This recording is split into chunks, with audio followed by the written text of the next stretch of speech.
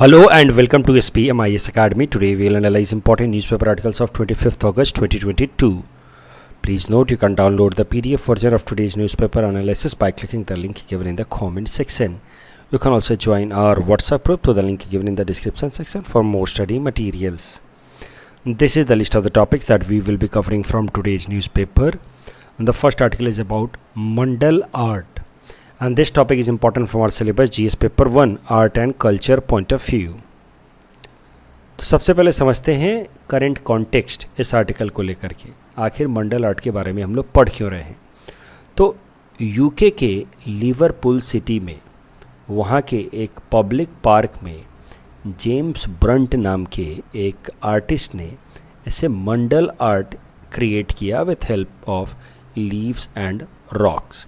इस कारण से ये दुनिया के अलग अलग अखबारों में आने लगा। तो mandala art essentially is related to India और इट सीक्स और finds its origin from India. तो इस कारण से हमारे यहाँ भी ये न्यूज़ में आया है, और जब ये न्यूज़ में आया है तो एग्ज़ाम पर्सपेक्टिव से इम्पॉर्टेंट हो जाता है। आपको ये सब नाम याद रखने की ज़रूरत नहीं है कि जेम्स ब्रंट ने बनाया, फुटबॉल पिचेज के साइज़ का ये मंडल आर्ट उसने बनाया, ऐसा याद नहीं रखना है आपको। लेकिन मंडल आर्ट क्या है उसके बारे में आपको समझना होगा। तो सबसे पहले समझते हैं मंडल आर्ट के बारे में समझने से पहले कि मंडल का क्या मतलब होता है। तो संस्कृत में मंडल का मतलब होता है सर्कल। तो सर्कल से ही रिलेटेड ये आर्ट है। संस्कृत में मंडल का मतलब होता है सर्कल या centre.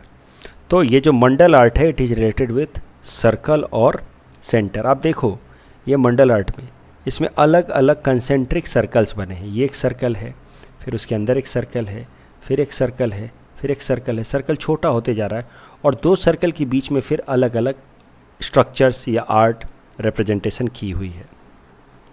So in fact this mandala art representation includes a lot of concentric circles with some creation in between. अगर ओरिजिन देखा जाए मंडल आर्ट का हमारे देश में तो it is essentially rooted in Buddhism.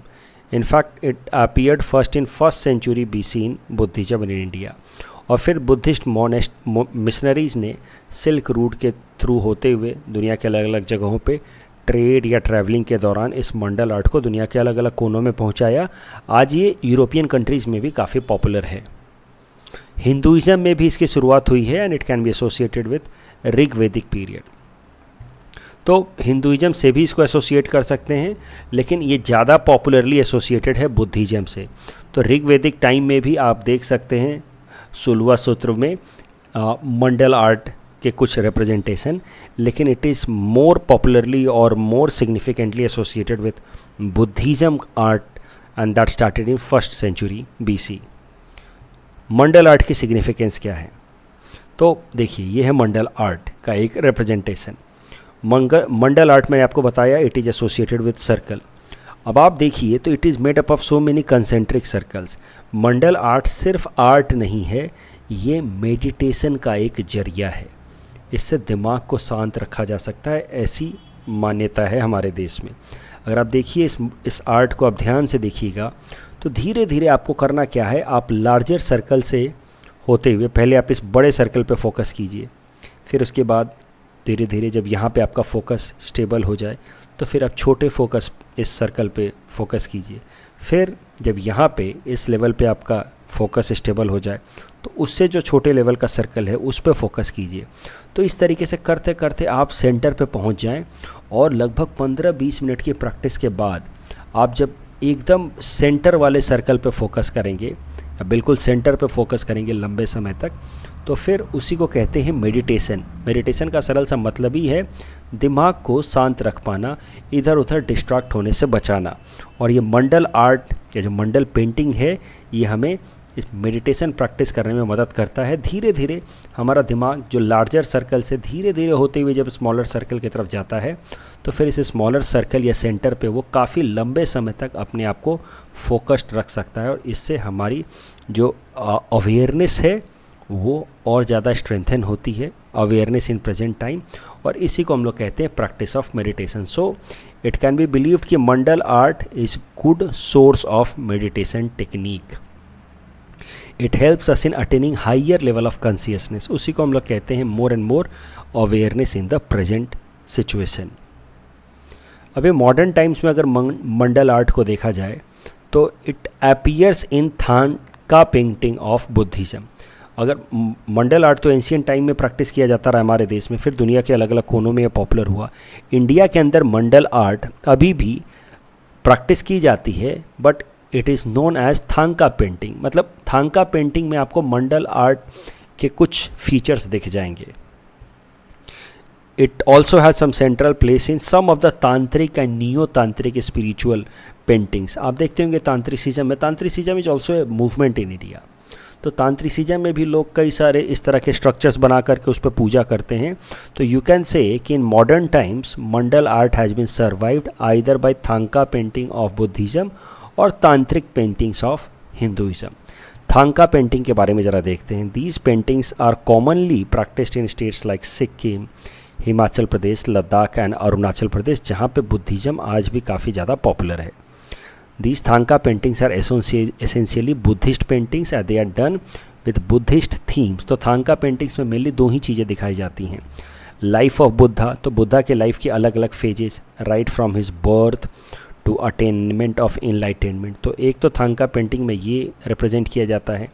दूसरा थांका पेंटिंग में रिप्रेजेंट किया जाता है wheel of life, which represents Buddha's belief of life and death. तो बुद्धिज़्म फिलॉसफी अगर आपने पढ़ी होगी तो बुद्धिज़्म फिलॉसफी में हमारा जो जीवन चक्र है वो अलग अलग फेज से गुजरते हुए साइकिल में चलता रहता है, सर्कल में चलता रहता है।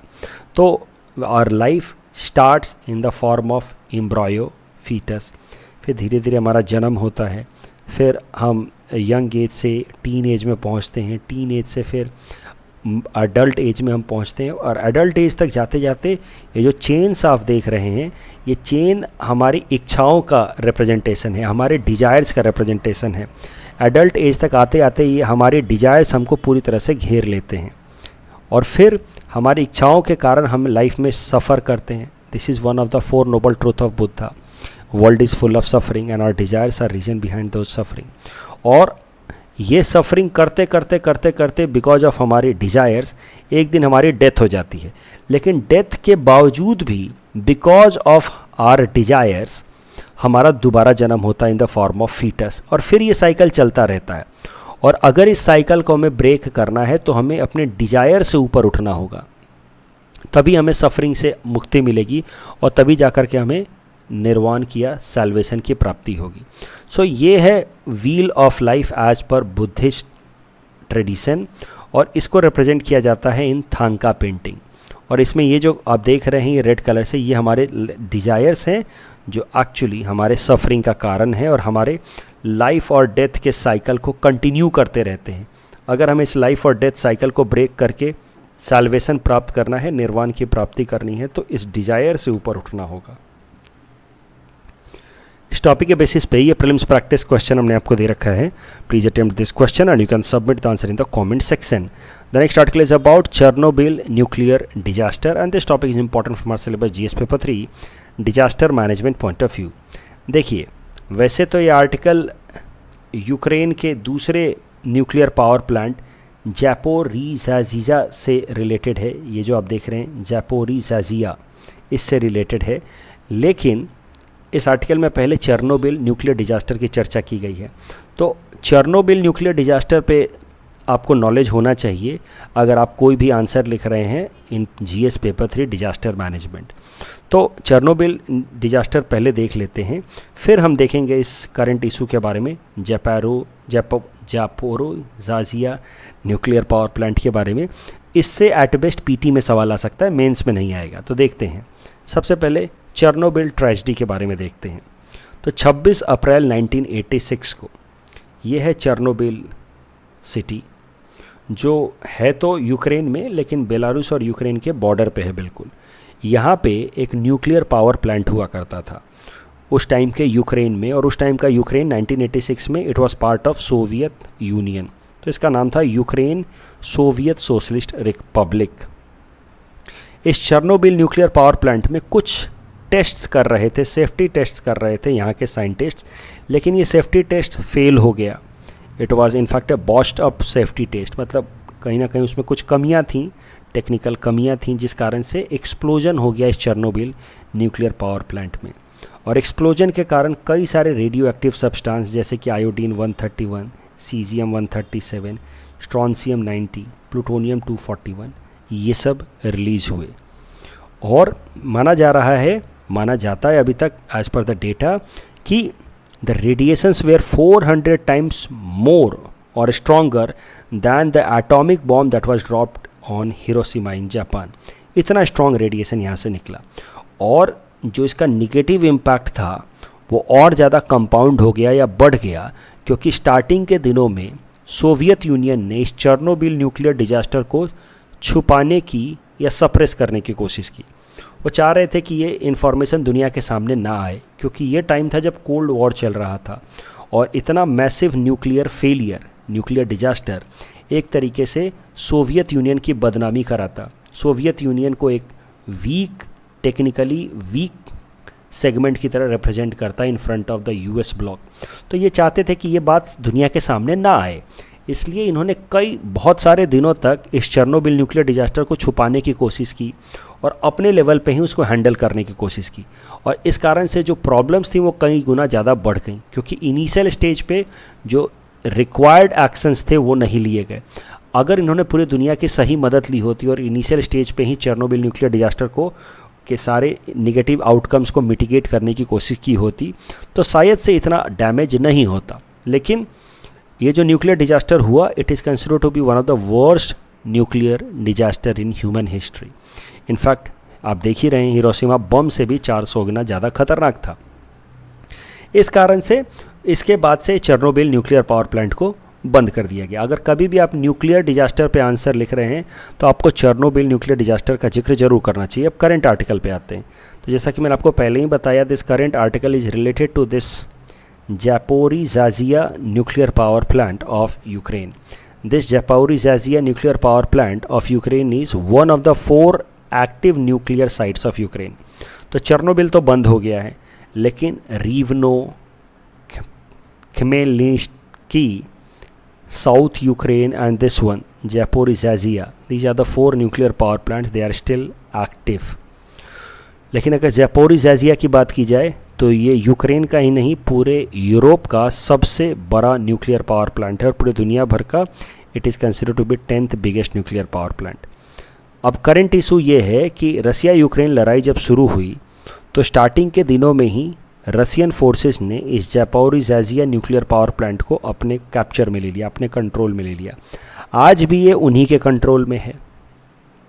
लेकिन अब हाल फिलहाल में यूक्रेन ने यहाँ पे गोलीबारी बढ़ानी शुरू कर दी है, यहाँ पे एक्शंस तेज कर दिया है इस ज़ैपोरिज़्ज़िया न्यूक्लियर प्लांट को रिकवर करने के लिए। वहीं रसिया वाले क्या कर रहे हैं, रसियन फोर्सेस इसी न्यूक्लियर पावर प्लांट के आसपास छुप के बैठ रहे हैं। They are using this Zaporizhzhia nuclear power plant as a shield, क्योंकि उनको पता है कि यूक्रेन की सरकार इस न्यूक्लियर पावर प्लांट के आसपास बमबार्डिंग नहीं करेगी, क्योंकि अगर यहाँ बमबार्ड करने का मतलब है कि यहाँ पे फिर से न्यूक्लियर डिजास्टर हो सकता है और ये nuclear disaster Chernobyl nuclear disaster जैसा या उससे भी ज़्यादा खतरनाक हो सकता है। तो this problem is going on. Ukraine ने फायरिंग स्टार्ट कर दी है in order to recover this Zaporizhzhia nuclear power plant. Experts बार बार कह रहे हैं कि इस एरिया में फायरिंग या बम्बार्डिंग नहीं होनी चाहिए। There should be no active combat zone near any nuclear power plant. Yet Russian forces are using this nuclear power plant as a shield to prevent any kind of bombarding. और देख रहे हैं कि आओ करो तुम बम्बार्डिंग करो, अगर ये फट गया तो पूरा देश ही ख़त्म हो जाएगा, उसको नुकसान होगा। सो इस कारण से एक टेंशन का माहौल बना हुआ है कि perhaps a major nuclear disaster में happen just like Chernobyl nuclear disaster. और यूएन के सेक्रेटरी जनरल एंटोनियो गटर्स ने रिक्वेस्ट किया है कि इस एरिया में एक्टिव कॉम्बैट ना किया जाए, एंड अगर इस एरिया में इस तरह के वॉर लाइक सिचुएशन बने रहें तो it may lead to a disaster like Chernobyl nuclear disaster. In fact दुनिया की जो एजेंसी है, इंटरनेशनल एटॉमिक एनर्जी एजेंसी, जिसका मेन काम है कि इस तरह के इंसिडेंट्स को अवॉइड करे और उसके इम्पैक्ट्स को मिटिगेट करे, उसने भी ये रिक्वेस्ट किया है कि इस एरिया में रेस्ट्रेंट प्रैक्टिस की जाए, इस एरिया में कोई बम्बार्डिंग ना की जाए। इस टॉपिक के बेसिस पे प्रीलिम्स प्रैक्टिस क्वेश्चन हमने आपको दे रखा है. Please attempt this question and you can submit the answer in the comment section. The next article is about RBI cancelling licence of Rupee cooperative bank and this topic is important for syllabus GS paper 3 Indian economy point of view. तो current news ये है कि Pune based एक cooperative bank था Rupee cooperative bank. इसके licence को RBI ने रद्द कर दिया है और इनके रजिस्ट्रार्स को कहा है, डायरेक्शंस दिया है कि अब इसके शेयर्स को बेच करके, इस कंपनी को बेच करके जो भी पैसा रिकवर होता है वो रिकवर करें और जो इनके लेंडर्स हैं या डिपॉजिटर्स हैं उनके पैसे को वापस करें. अब ये न्यूज़ अपने आप में इम्पॉर्टेंट नहीं है, लेकिन इस आर्टिकल में कई सारे और बातें बताई गई हैं कि बैंकिंग लाइसेंस कैसे दिया जाता है, क्या उसका सिग्निफिकेंस है, कोऑपरेटिव बैंक्स के लिए क्या प्रोविजंस हैं बैंकिंग रेगुलेशन एक्ट में, वो सब चीज़ें इंपॉर्टेंट हैं, इसलिए मैं यहाँ पे इसको कवर कर रहा हूँ. अदरवाइज दिस न्यूज इटसेल्फ कि रूपी कोऑपरेटिव बैंक का लाइसेंस कैंसिल हो गया, इट्स नॉट इम्पॉर्टेंट. तो देखते हैं बैंकिंग लाइसेंस क्या होता है. तो कोई भी फाइनेंशियल इंस्टीट्यूशन को अगर एक बैंक की तरह रन करना है तो उसको पहले RBI से एक लाइसेंस लेना होगा. मतलब आप अदरवाइज कोई फाइनेंशियल इंस्टीट्यूशन है आपका, मान लीजिए कोई आप पेमेंट सर्विस प्रोवाइड करते हैं, रेजर पे है, कुछ भी है, any financial institution if it has to run like a bank means it has to accept deposit और lend, then it has to take a licence from RBI, banking licence from RBI. और RBI जो banking licence देती है वो RBI देती है as पर banking regulation act of 1949. तो RBI खुद बनी है RBI एक्ट 1934 से, लेकिन बैंकिंग रेगुलेशन एक्ट 1949 में लिखी हुई हैं वो सारी बातें जिसको चेक करने के बाद ही RBI बैंकिंग लाइसेंस दे सकती है. तो पैरामीटर्स जो चेक किए जाते हैं RBI द्वारा बिफोर गिविंग बैंकिंग लाइसेंस वो कुछ ऐसे होते हैं. कैपिटल एडिक्वेसी रेशियो, यानी कि बैंक के पास इनफ कैपिटल होना चाहिए against its risk weighted assets. तो जितना भी आपने लोन दिया है उन लोन पे कितना रिस्क है, उन रिस्क को ध्यान में रखते हुए फिर बैंक्स के पास खुद का अपना कैपिटल होना चाहिए. मान लीजिए कि आपने 10 करोड़ का लोन दिया है आगे लोगों को और उस पर रिस्क फैक्टर है 50%, तो आपका रिस्क वेटेड एसेट हो गया या रिस्क वेटेड लोन एक्सटेंशन हो गया 5 करोड़, क्योंकि 10 करोड़ आपने लोन दिया था लेकिन रिस्क है 50% का, तो 5 करोड़ आपका रिस्क चल रहा है. और कैपिटल एडिक्वेसी रेशियो होती है लगभग 10.5% आपको रखना है. जितना भी आपका रिस्क वेटेड एसेट है उसका आपको 10.5% आपको कैपिटल एडिक्वेसी रखना है अपने पास. मतलब 5 करोड़ 50 सब 55 लाख आपको रखना है अपने पास एज कैपिटल एडिक्वेसी रेशियो. अगर इतना नहीं है आपके पास then it will be considered as your failure as a bank. तो पहली चीज़ जो RBI देखती है वो है कैपिटल एडिक्वेसी रेशियो. लाइसेंस देने से पहले और लाइसेंस देने के बाद भी अगर आपके पास कैपिटल एडिक्वेसी रेशियो आप नहीं मेंटेन करके चल रहे हैं, that is 10.5% of your risk weighted asset, तो आपका लाइसेंस कैंसिल कर सकती है. दूसरा है लोन टू डिपॉजिट रेशियो. तो loan to deposit ratio is the ratio of banks total loan to the total deposit. और इसके लिए भी एक पैरामीटर डिसाइड करती है RBI that loan to deposit ratio has to be maintained. If not then RBI can cancel the licence of the bank. No company, और भी कुछ नियम देखिए बैंकिंग रेगुलेशन एक्ट के हिसाब से. No company other than the one that has been got और that has been issued a banking licence is allowed to use the word bank. तो आप सोचिए कि अपना नाम रख लें अपनी कंपनी का XYZ बैंक, ऐसा आप नहीं कर सकते. ये भी नियम है बैंकिंग रेगुलेशन एक्ट के अंतर्गत. जब तक आपको बैंकिंग लाइसेंस नहीं मिलता तब तक आप अपनी कंपनी का नाम बैंक नहीं रख सकते. RBI which issues the licence has power to cancel it also in case the bank fails to satisfy laid down conditions. अब जरा देखते हैं कि why RBI cancelled the license of रूपी कोऑपरेटिव बैंक. तो हर साल RBI ऑडिट करती है बैंक्स का, देखने के लिए कि उनका फिस्कल कंडीशन कैसा है, अगर उनका बैड डेट यानी कि NPA कितना है, कोई सस्पिशियस एक्टिविटी तो नहीं हो रही. और फिर रूपी कोऑपरेटिव बैंक का ऑडिट करने के बाद RBI ने पाया कि the bank does not have adequate capital, यानी कि कैपिटल एडिक्वेसी रेशियो मेंटेन नहीं किया है. It does not have much earning prospect, future में कोई कमाई या प्रॉफिट होने का फ़ायदा पॉसिबिलिटी नहीं है. Present financial condition is very bad and it won't be able to pay the amount to its depositor in full. जो लोगों ने पैसा जमा किया उनको ये लौटा नहीं सकता. और इस बैंक को अगर अलाउ किया गया कंटिन्यू करने के लिए, it will compromise on public interest in future also, इसलिए इसको बंद कर दिया गया है. आपको ये बात जाननी चाहिए कि RBI has got the capacity to cancel the license of any bank under section 45 of banking regulation act. तो banking regulation act 1949 के अंदर दो इंपॉर्टेंट सेक्शंस जो आपको याद रखने पीटी पॉइंट ऑफ व्यू से वो ये हैं। पहला है सेक्शन 45। सेक्शन 45 में power of Reserve Bank to apply to the central government for suspension of business by a banking company and prepare scheme for restructure और अमालगेशन। सरल भाषा में कहें तो section 45 of banking regulation act के अंतर्गत RBI किसी भी बैंक को किसी भी तरह का ऑर्डर दे सकती है for the purpose of maintaining public interest. Order जैसे कि आप उनका लाइसेंस कैंसिल कर सकती है, उनको शट डाउन कर सकती है, उनको बोल सकती है कि आप दूसरे बैंक से मर्ज हो जाएं। फॉर एग्जांपल येस बैंक जब क्राइसिस में था तो आरबीआई ने डायरेक्टिव्स दिए कि येस बैंक के जो टॉप लेवल के मैनेजमेंट्स हैं उनके कंपनसेशन को या सैलरी को कुछ दिन के लिए रोका जाए। तो कुछ स्टूडेंट्स ने उस टाइम में मुझसे पूछा था कि सर येस बैंक तो प्राइवेट बैंक है, उसको क्यों आरबीआई इतना इंटरफेयर कर रही है, वो तो प्राइवेट बिजनेस है, अगर वो लॉस में चल रहा है तो उनका प्रॉब्लम है। बट बैंक के केस में ऐसा नहीं होता है। Since banking sector is a strategic sector, private banks के ऊपर भी कई सारे नियम होते हैं और उनको वो मानना होता है। और आरबीआई के पास ये पूरा पावर है under section 45 of banking regulation act कि प्राइवेट बैंक्स भी अगर ठीक से परफॉर्म नहीं कर रहे हैं तो उनके लाइसेंस को कैंसिल कर सकता है या उनको अलग अलग डायरेक्टिव्स दे सकता है। उसके अलावा जो दूसरा सेक्शन है जो बैंकिंग रेगुलेशन एक्ट 1949 में आपको याद रखना है वो है section 56 of banking regulation act. Section 56 of banking regulation act deals with cooperative banks. So it says कि no cooperative society other than cooperative bank shall use as a part of its name in connection with the business of the word bank, banker और banking. सरल भाषा में कहें तो कई सारे cooperative societies होते हैं, जैसे हाउसिंग कोऑपरेटिव सोसाइटीज़ होती है, मार्केटिंग कोऑपरेटिव सोसाइटीज़ होती है। कोई भी अपने नाम के बाद बैंक नहीं लगा सकता है as per this section 56। Only the cooperative credit banks can use this term bank. तो सरल भाषा में याद रखिए कि कोऑपरेटिव बैंक्स से रिलेटेड जो सेक्शन है बैंकिंग रेगुलेशन एक्ट में वो है सेक्शन 56। अब जरा देखते हैं कि क्या होगा उन लोगों का जिन्होंने रुपी बैंक में पैसा जमा किया था, क्योंकि बैंक तो डूब गया, बैंक तो बंद हो गया, उसके लाइसेंस को कैंसिल कर दिया आरबीआई ने।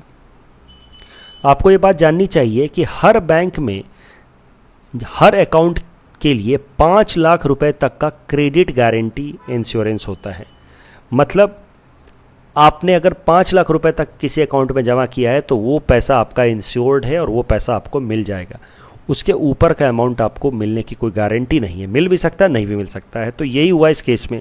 आरबीआई ने कहा कि 5 लाख रुपए तक का जिसका भी डिपॉजिट है वो उसको मिलेगा, उसके ऊपर का पैसा जो है वो नहीं मिलेगा।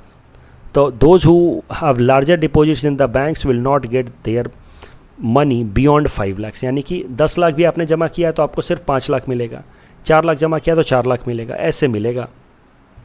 तो ये 5 लाख वाला प्रोविज़न कहाँ से आया है वो ज़रा समझिए। देखिए, there is a concept of deposit insurance credit guarantee. तो डिपॉजिट इंश्योरेंस क्रेडिट गारंटी का मतलब क्या है कि जब भी आप किसी बैंक में जाते हैं और एक अकाउंट खोलते हैं तो उस अकाउंट के बदले में बैंक एक इंश्योरेंस लेता है उस अकाउंट का। तो जैसे हम और आप लाइफ इंश्योरेंस लेते हैं, वैसे बैंक जो है हर अकाउंट का इंश्योरेंस कवर लेता है और हर अकाउंट का इंश्योरेंस कवर 5 लाख रुपए तक का होता है। और बैंक के अकाउंट्स का इंश्योरेंस कवर देने वाली जो कंपनी है वो है deposit insurance credit guarantee corporation. This deposit insurance credit guarantee corporation is a subsidiary of Reserve bank of India. तो जैसे एलआईसी हमें लाइफ इंश्योरेंस देता है, हेल्थ इंश्योरेंस या टर्म इंश्योरेंस देता है, वैसे ही ये deposit insurance credit guarantee corporation bank accounts को इंश्योरेंस देता है। लेकिन हर अकाउंट का मैक्सिमम इंश्योरेंस लिमिट है 5 लाख रुपए। तो पहले तो 1 लाख तक ही था, लेकिन 2020 में इसको अमेंड करके 5 लाख कर दिया गया। जब स्टार्टिंग में लाया गया था इस डिपॉजिट इंश्योरेंस का कॉन्सेप्ट 1968 में, तो इट वाज ओनली 5000। फिर सब्सिक्वेंट इंक्रीमेंट करते करते अल्टीमेटली फरवरी 2020 में इसको 5 लाख कर दिया गया। तो आई होप आपको बात समझ आ गई। हर अकाउंट इंश्योर्ड होता है, 5 लाख रुपए तक का अमाउंट जो है वो वापस मिल जाएगा। Deposits in the public, private sector bank, local area bank, small finance bank, regional rural banks, cooperative banks, हर बैंक में, Indian branches of foreign bank, सब में ये 5 लाख रुपए तक का अमाउंट जो है इंश्योर्ड होता है और वो इंश्योरेंस लिया जाता है by the banks from this organisation जिसका नाम है deposit insurance credit guarantee corporation. तो इस रुपी बैंक के केस में भी 5 लाख रुपए वापस मिल जाएंगे डिपॉजिटर्स को, उसके ऊपर नहीं मिलेगा। ज़रा कुछ और डिटेल में समझते हैं। Who page for this insurance, यानी कि इस इंश्योरेंस का प्रीमियम कौन भरता है। The premium for this insurance is paid by the banks to this organization DICGC, and the premium amount cannot be passed to the depositors. ये नहीं कि मेरा अकाउंट था स्टेट बैंक ऑफ इंडिया में, स्टेट बैंक ऑफ इंडिया ने उसके लिए insurance लिया और इंश्योरेंस का जो प्रीमियम था वो हमारे से काट लिया, हमारे इंटरेस्ट अमाउंट में से काट लिया. ऐसा नहीं कर सकते. You can not pass the liability और you can not pass the burden of this premium. Banks cannot pass the burden of the premium to the customers or the depositors. लेकिन हाँ, ये भी बात आपको जाननी है कि premium amount is also very low. Banks currently pay 10 paise per 100 rupees to deposit insurance credit guarantee corporation as a premium insurance cover. इस टॉपिक के बेसिस पे प्रीलिम्स प्रैक्टिस क्वेश्चन हमने आपको दे रखा है. Please attempt this question and you can submit the answer in the comment section. The next article is about tomato flu outbreak and this topic is important from our syllabus GS paper 3 science and technology point of view, specially from health segment. तो current news ये है कि भारत के कम से कम 4 ऐसे states हैं, केरला, तमिलनाडु, हरियाणा और उड़ीसा, जहाँ पे टोमेटो फ्लू आउटब्रेक फैला हुआ है. टोमेटो फ्लू आउटब्रेक हुआ है. यूनियन हेल्थ मिनिस्ट्री ने सेट ऑफ गाइडलाइंस रिलीज़ किए हैं कि कैसे इस टोमेटो फ्लू आउटब्रेक को रोका जा सकता है. तो ज़रा समझते हैं कि टोमेटो फ्लू एक्चुअली है क्या, कैसे होता है, क्या इसके सिम्टम्स हैं. तो टोमेटो फ्लू और tomato fever is characterised by fever, joint pain, red rashes, specially tomato like rashes. ये रैसेज धीरे धीरे बढ़ करके टोमेटो स्ट्रक्चर्स के हो जाते हैं.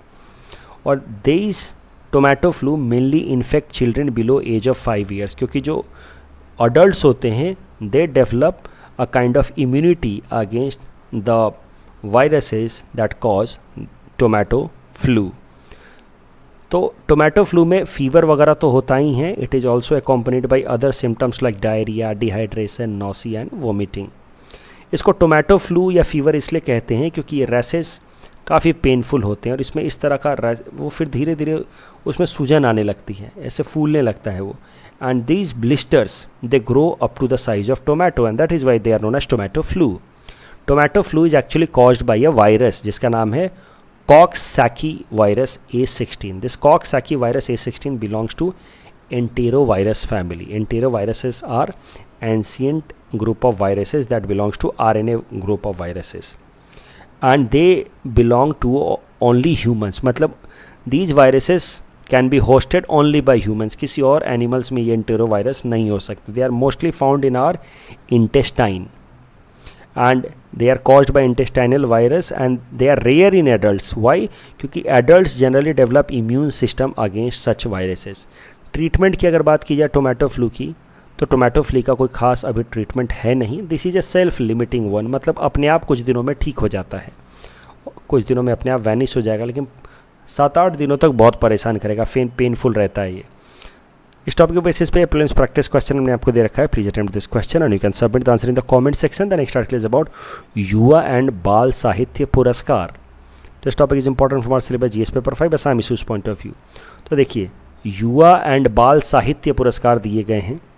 तो हमें 2 लैंग्वेजेस में युवा और बाल साहित्य पुरस्कार किनको मिला है वो याद रखना चाहिए from APSC prelims perspective. Assamese और बोडो लैंग्वेज में हमें जिनको ये अवार्ड मिला याद रखना चाहिए, उसमें भी कम से कम असमीज़ तो ज़रूर याद रखिए. तो प्रद्युमन कुमार गोगोई जी को मिला है साहित्य अकादमी Yuva Puraskar 2020 for his short stories शोकी आरू अनन्या गल्प. आई होप मैंने ठीक ठाक प्रोनाउंसिएशन किया है, बट इसको रट लीजिएगा पीटी पर्सपेक्टिव से, पीटी से पहले इसको रट लीजिएगा. दिगांता ओझा जी को दिया गया है साहित्य अकादमी बाल साहित्य पुरस्कार 2020 फॉर हिज एसे, जिसका नाम है ये. So please read it on your own. तो I don't know whether I will be able to pronounce it right और not, so better you read it. तो असमीज़ वाला तो आप याद कर ही लीजिएगा, ये दोनों नाम तो आप पीटी पर्सपेक्टिव से याद कर ही लीजिएगा. बोडो वाला भी एक बार देख लेते हैं. तो अलंगबार मुसारी got Sahitya academy Yuva Puraskar 2022 for short stories and Devabar Ramsari got Sahitya Akademi बाल साहित्य पुरस्कार 2020 फॉर नोवेल दिस वन. कल जो हमने आपको प्रैक्टिस क्वेश्चन दिया था उसका आंसर देख लेते हैं. Select parliamentary committees include members from both. This is right, but all the 3 audit reports are not submitted to public accounts committee. So second statement is wrong. And moonlighting is a practice of working in second job outside normal business. So the correct answer is option A. That's all from our side for today. Thanks for watching.